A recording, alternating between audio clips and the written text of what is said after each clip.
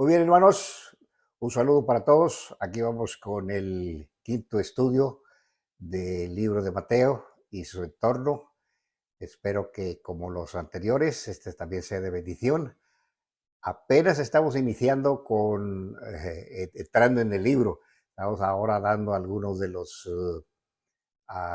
pormenores y cosas que nos ayudan para tener todo el entorno. Lo vamos a ir estudiando capítulo a capítulo, porción a porción, de una forma que nos dé no solamente un alimento en el momento, sino también nos dé pie para hacer más estudios de la palabra del Señor. Haciendo un repaso de las últimas cosas que vimos, estábamos considerando las reglas del estudio bíblico y haciendo la contextualización del Evangelio de Mateo. Recuérdense siempre, y esta es una de las problemáticas, y lo vamos a repetir a lo largo de este estudio y de cualquier otro estudio. Estoy intentando preparar algo también sobre el libro de Apocalipsis, pero recuérdense siempre la importancia de considerar el contexto en el estudio de la palabra de Dios es sumamente importante, porque precisamente porque no se hace una contextualización adecuada, no se busca el contexto histórico, el contexto doctrinal y el contexto devocional. Hay muchas porciones de la palabra de Dios que se aplican mal y luego el entendimiento y la discordancia con el resto de las escrituras pues se produce. Y de ahí salen muchas malas doctrinas o malas prácticas. Así que estamos haciendo eso. Y habíamos dicho que el Evangelio de Mateo es un libro que fue escrito especialmente teniendo en mente al pueblo judío. Es un libro escrito a los judíos. Hay enseñanza para nosotros los creyentes, por supuesto. Muchas personas hablan del Señor Jesucristo como la cabeza de la iglesia. Y es cierto que la Biblia enseña que Él es la cabeza de la iglesia, pero Él también es el rey de Israel. Y hay dos situaciones distintas. En el Evangelio de Mateo nunca se presenta al Señor Jesucristo como la cabeza de la iglesia, por más que en algunos pasajes, como luego vamos a ver, se cite el asunto de la iglesia.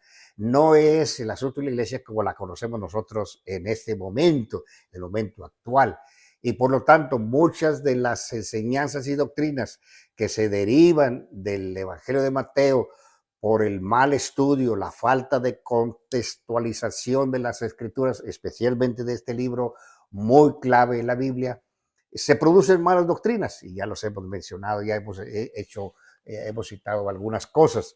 Dijimos que básicamente el Evangelio de Mateo, bueno, los Evangelios, inclusive el libro de los Hechos, son libros transicionales y no son efectivos, como ya dijimos, y citando solamente el pasaje de Hebreos 9, 15 al 17, que donde hay testamento es necesario que intervenga la muerte del testador. Hasta aquí el Señor Jesucristo todavía no había muerto, el Espíritu Santo no había venido. Acuérdense de todo eso. Lo repaso y lo repasamos una y otra vez para los pastores y muchos de los líderes y de los estudiantes serios de la Biblia. Esto lo saben, pero es bueno recordarlo. Y para los nuevos, los creyentes que poco han estudiado las Escrituras, es importante que tengamos esto siempre en mente. Hablábamos acerca de las expresiones que hay en el Evangelio de Mateo. La principal que aparece 32 veces es el reino de los cielos. Y es tan importante esta expresión porque Mateo está enfocando su libro a los judíos y está probando, manifestando, haciendo claro al pueblo judío que ese Jesús es el hijo de David, como ya preguntábamos en algún momento. 32 veces aparece esa expresión. Y ahora quiero hacer una matización porque me parece que dije en alguna oportunidad anterior que no deberíamos de confundir el asunto de los reinos. El tema general de la Biblia, desde el libro de Apocalipsis hasta desde el libro de Génesis hasta el libro de Apocalipsis y de Apocalipsis a Génesis, es el reino de Dios. Pero el reino de los cielos que fue prometido a la nación de Israel es una expresión que solo aparece en Mateo. Y solo aparece allí porque Mateo está hablando del cumplimiento de aquella promesa que Dios le hizo a la nación de Israel, especialmente pasajes como Isaías capítulo 9 y otros pasajes del Antiguo Testamento que son muy abundantes. No es el tema para tratar aquí directamente del reino, si no lo haríamos. Pero todos esos, Mateo está hablando de ese cumplimiento, ese rey que va a venir, que fue prometido. Un rey que vendría y establecería, de hecho, y vamos a mirar algunos pocos pasajes, algunos de los discípulos le preguntaron antes de que el Señor Jesucristo ascendiese a los cielos, ahí según el relato del libro de los Hechos capítulo 1, ¿restaurarás el reino a Israel en este tiempo?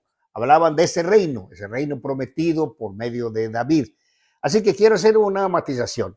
Hay una expresión, un solo texto, hay una sola expresión donde se habla del reino celestial. Voy a invitarles que abran sus Biblias conmigo en la 2 Timoteo capítulo 4, versículo 18. Estábamos considerando estas tres expresiones, especialmente Eliseo y yo, y él me dice, papá, creo que hay una expresión en 2 Timoteo capítulo 4, versículo 18, que precisamente encierra esa expresión reino celestial. Dice el apóstol Pablo en la segunda carta a Timoteo, capítulo 4, versículo 18, así. Dice, y el Señor, bueno, desde el versículo 17, porque él está hablando acerca de su estancia en la cárcel y su situación un tanto difícil a causa de la predicación del evangelio, dice, pero el Señor estuvo a mi lado, dice el versículo 17, y me dio fuerzas para que por mí fuese cumplida la predicación y que todos los gentiles oyesen. Así fui librado de la boca del león y el Señor me librará de toda obra mala, dice el versículo 18, nuestro texto que les estoy citando, y me preservará para su reino celestial. Ahí esa expresión, reino celestial. Y es el único pasaje en el Nuevo Testamento y por supuesto en toda la Biblia de donde se nos habla acerca de un reino celestial. A él sea gloria por los siglos de los siglos. Amén. Es el único versículo. Posiblemente hay una referencia a eso sin citar las palabras en el libro de Colosenses capítulo 1, versículo 12. Quiero llevarlas con sus Biblias a Colosenses capítulo 1, versículo 12. Son palabras también del apóstol Pablo y escuchen lo que dice en esta porción. Colosenses capítulo 1, versículos 12 al 14. Dice así, Colosenses capítulo 1, versículos 12 al 14.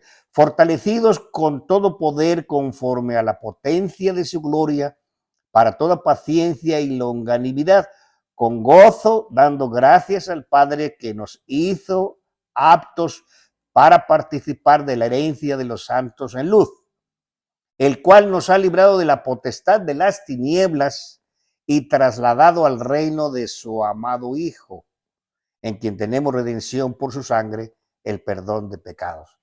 El reino de su amado Hijo ahora es un reino, es el reino de Dios en nuestros corazones.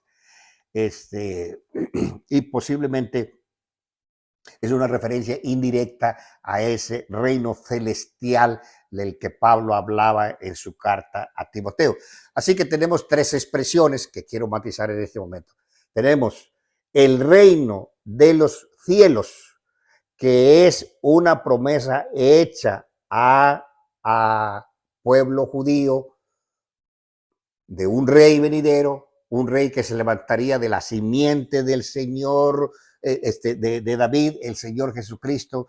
Por eso esa genealogía de Mateo capítulo 1.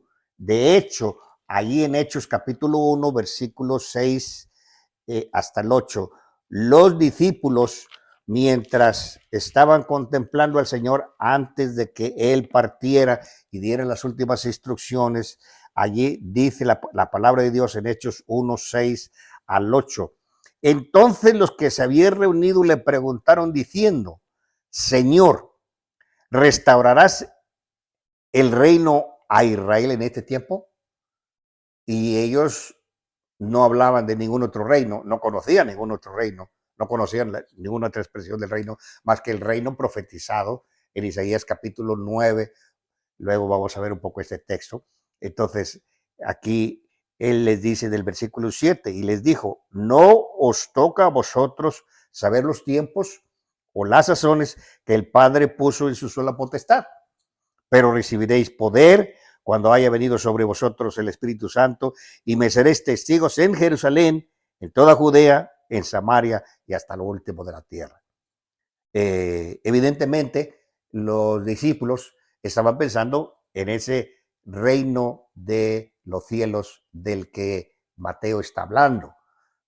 Es un reino que fue presentado, el rey fue presentado y también fueron rechazados ambos. Entendemos que en Isaías capítulo 9, versículos 1 al 7, se presenta la promesa de ese rey venidero. Si ustedes ven en Isaías capítulo 9, dice versículos del 1 al 7, mas no habrá siempre oscuridad para la que ahora está en angustia, tal como la aflicción que le vino en el tiempo que livianamente tocaron por primera vez a la tierra de Zabulón y a la tierra de Neftalí.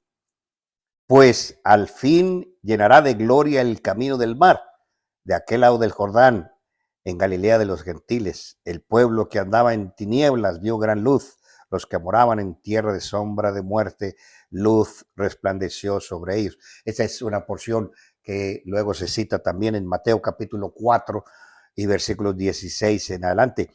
Multiplicaste la gente, aumentaste la alegría, se alegrarán delante de ti como se alegran en la siega, como se gozan cuando reparten despojos, porque tú quebraste su pesado yugo y la vara de su hombro y el cetro de su opresor, como en el día de Madián, porque todo calzado que lleva el guerrero en el tumulto de la batalla y todo el manto revocado en sangre serán quemados pasto del fuego, porque un niño nos es nacido, y hijo nos es dado, y el principado sobre su hombro, y se llamará su nombre admirable, consejero, Dios fuerte, Padre eterno, príncipe de paz.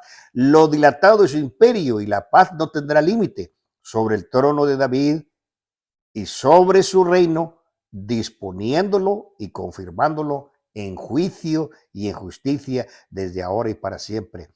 El celo de Jehová de los ejércitos hará esto. Lucas, en el capítulo 1, a partir del versículo 32, se hace eco de estas palabras de Isaías, porque en alguna medida está hablando y haciendo una referencia también luego cuando él cita la genealogía más adelante, que el Señor Jesucristo es ese rey venidero. Entonces tenemos el reino celestial, según Timoteo capítulo 4, versículo 18, el reino de los cielos, que es una promesa hecha a la nación de Israel, un reino que no ha sido establecido aún. En el milenio, ese reino se hará realidad. Es un reino material, es un reino presente aquí sobre la tierra, un reino que gobernará a todos los confines de la tierra. Y el reino de Dios, del que hablamos también, y quiero citar otra vez Lucas capítulo 17, del Evangelio de Lucas capítulo 17, versículos 20 y 21, que evidentemente por sus características y cómo se menciona, es un reino en el corazón, es el reino de Dios, no es el reino de los cielos, es sin duda tal vez el reino celestial, porque se puede, ¿cómo se llama?, conectar con él, pero en capítulo 17, versículo 20 dice, preguntado por los fariseos cuándo había de venir el reino de Dios, le respondió y dijo, el reino de Dios no vendrá con advertencia. Note, es Lucas, y Lucas está hablando del reino de Dios, no del reino de los cielos. Entonces, dice, el reino de Dios no vendrá con advertencia, ni dirán, helo aquí o helo allí, porque el reino de Dios no dice estará. El verbo dice está, tiempo presente, entre vosotros. Y sin duda hablaba de ese reinado del Señor Jesucristo en los corazones de la gente. Bueno, en muchos de ellos, por supuesto que no, nunca reinó, pero sí reinó en algunas autoridades, los que se convirtieron como Nicodemo, José de Arimatea y otros muchos de los gobernantes que por miedo de las autoridades principales no lo hacían público, y muchos otros que no eran de las autoridades que se convirtieron. La nación de Israel como nación rechazó el reino, y eso es lo que estamos diciendo, el ofrecimiento, el último, en capítulo 12, luego el Señor Jesucristo cambia en capítulo 13, sale de la casa y empieza a dar varias parábolas.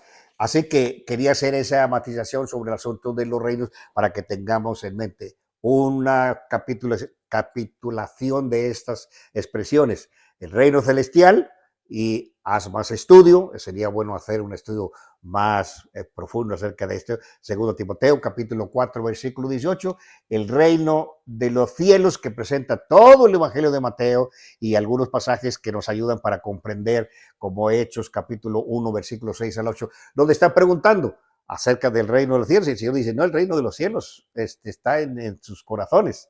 El reino de Dios está en sus corazones.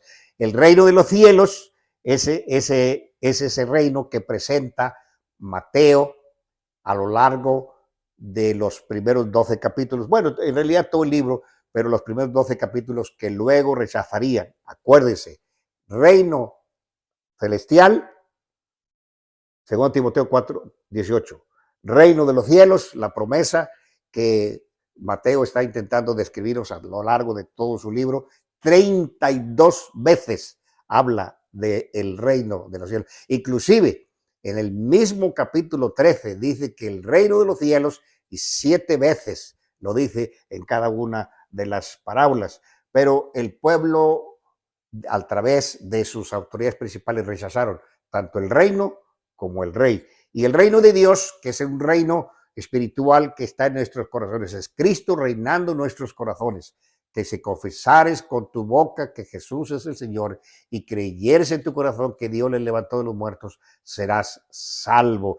Ese acto de fe en el que nosotros depositamos confianza y fe en Cristo y lo recibimos como nuestro Salvador personal, describe el libro de Efesios, que es algo que enseguida empieza a actuar en nosotros, porque el Señor Jesucristo viene a morar en nuestros corazones. Nosotros somos introducidos en Cristo, Cristo en nosotros, y nuestro andar ahora empieza a conformarse conforme a la imagen del Señor Jesucristo. Entonces, en la contextualización de este Evangelio de Mateo encontramos estas cosas. Todo el libro de Mateo se enfoca en el ofrecimiento del reino a la nación de Israel. Y ese capítulo 1 especialmente, y también ya lo habíamos matizado en alguna otra oportunidad, tiene unas expresiones, quiero que vayan y vamos a ir entrando poco a poquito en Mateo capítulo 1, y quiero que vean una expresión ahí que ya la tratamos en algún momento, ahora la volvemos a retomar. En Mateo capítulo 1 dice el versículo 1, libro de la genealogía de Jesucristo. Así que ya no tenemos que preguntarnos asuntos de genealogía. En la próxima clase vamos a hablar un poquito acerca, bueno, quizás si tenemos oportunidad, si no, será hasta la séptima, vamos a hablar acerca de la genealogía. Los judíos ponían mucho énfasis a este asunto de las genealogías, y por eso Mateo empieza no relatando el nacimiento del Señor Jesucristo. Él no relata eso. Él relata, la primera cosa que pone en el libro es la genealogía, porque está probando quién es el Señor Jesucristo. Libro de la genealogía de Jesucristo. Y luego fíjense el orden del versículo 1. Hijo de David hijo de Abraham. ¿No es Abraham primero y luego David?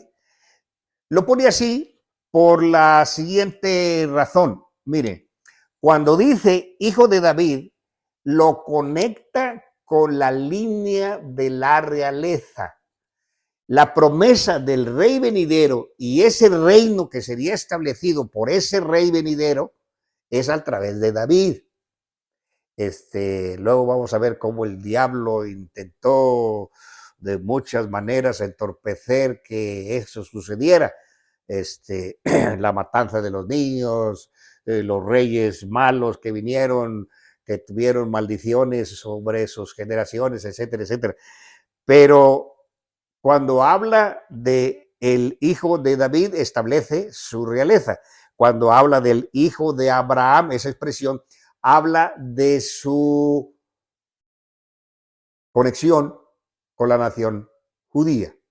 O sea, si hay alguien que representa a la nación judía, es Abraham.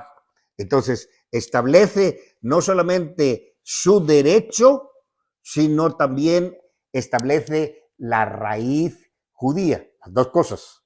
Establece el derecho cuando dice el hijo de David y luego establece la raíz judía cuando dice hijo de Abraham. Y luego empieza su relato, entonces ya diciendo Abraham engendró a Isaac y así con toda la lista. Vamos a ver luego más adelante, igualmente, que en esta lista se mencionan a 5 mujeres, 4 por nombre y una por referencia nada más. Y vamos a ver algunas lecciones preciosas que hay allí, porque el Señor incluye en los antepasados del Señor Jesucristo a unas mujeres cuya vida, su reputación, pues dejaba mucho que desear. Y cuando los veamos, vamos a ver nosotros un poquito acerca de esa gracia y esa misericordia de ese rey que vendría. Así que el tema de toda la palabra de Dios es el reino, el tema de Mateo es el reino de los cielos. Y en este capítulo 1 empieza a establecer eso. Capítulo 1, versículo 1, dice el hijo de David, estableciendo así que hace una conexión con su derecho real. Y luego, hijo de Abraham, y establece así su raíz judía.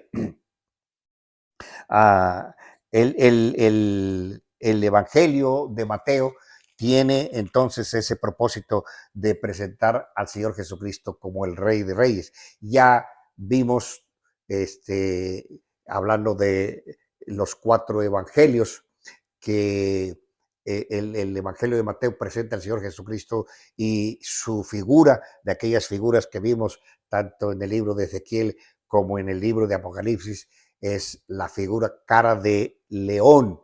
Entonces, habla de ese rey venidero, de ese reino que les fue ofrecido. Y de hecho, les es ofrecido prácticamente hasta el final. El Señor, aunque es rechazado una y otra vez, siempre espera hasta el final. Pero ambas cosas, tanto el reino como el rey, van a ser rechazados. Mateo, entonces, nos enfoca precisamente en eso, y es algo que deberíamos de tener siempre en mente cuando lo consideramos. La otra cosa que vimos respecto del el Evangelio de Mateo es ese versículo 33 del capítulo 13, recuerdan, y nada más es un repaso acerca de eso en el final de esta lección. Es el versículo clave, Mateo 13, versículo 33, y es el capítulo clave, el Evangelio de Mateo capítulo 13, especialmente algunas parábolas, y justamente esa porque trata con el asunto de es un solo versículo, la parábola de la levadura. Y recuerdan que vimos un poco acerca de qué significaba ese texto tan sencillo aparentemente, pero tan profundo a la vez, porque muchos lo conectan con la obra de la iglesia erróneamente. Y ya aquí recordando otra vez que la levadura siempre en las escrituras es algo malo. Desde el Antiguo Testamento, donde aparece por la primera vez, hasta el Nuevo Testamento, donde el Señor Jesucristo una y otra vez, hablando especialmente de la doctrina de los fariseos, de los saduceos, dice que la doctrina de ellos es mala. Y entonces nosotros cuando estudiamos el Evangelio de Mateo, quien interpreta este pasaje aplicándolo a la iglesia, lo hace erróneamente, siempre diciendo que la levadura es el Evangelio. Fíjese nada más, qué cosa tan tremenda, porque una cosa buena, que es el Evangelio, lo asocian con una cosa mala, que es la levadura. Y ya lo vimos en su momento. Vean los mensajes y las grabaciones anteriores y explicamos lo que significa la levadura, la harina, la mujer y los pasajes pertinentes respecto de eso. Cuando no se hace una interpretación correcta de este texto, tenemos muchos problemas y tendremos que regresar allí para mirar estos pasajes. Entonces, el contexto siempre, y terminamos como iniciamos este estudio, el contexto. Recuérdense siempre el contexto. 3, contexto doctrinal, histórico, contexto doctrinal y contexto devocional. ¿A qué se aplica? Y ya vimos que hay 3 grupos de personas a los que la Biblia se aplica: a los judíos, a los gentiles y a la iglesia, donde ya no hay judíos ni gentiles. Pero no podemos revolver una cosa con otra, porque si lo hacemos, inclusive algunos grupos religiosos por ahí se arrogan el derecho que Dios le dio a la nación de Israel y las promesas físicas sobre esta tierra, dicen que ahora pertenecen a la iglesia. No es así, no es así. Vamos a mirarlo en otros pasajes y vamos a ver en el Evangelio de Mateo cómo nos ayuda. Es clave, hermanos.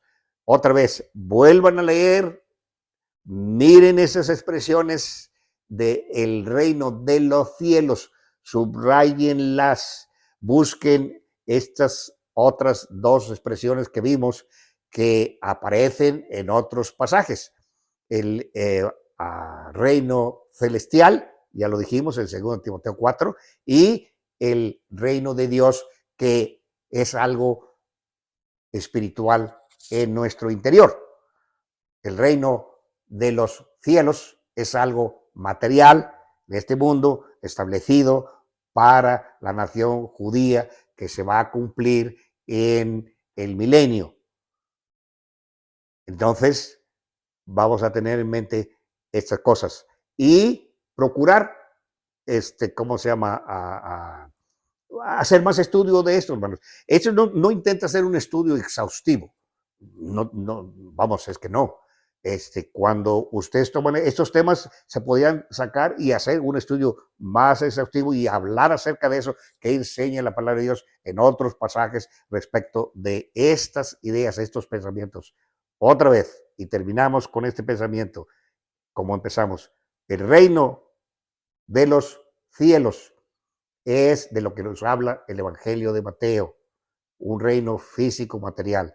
El reino de Dios, algo en nuestro corazón, donde Cristo está reinando a través de la presencia de su Espíritu Santo, Cristo y nosotros. El reino celestial del que Pablo nos habla allá en la 2 Timoteo capítulo 4. Y nosotros deberíamos de hacer una distinción muy clara entre uno y otro y no confundirnos.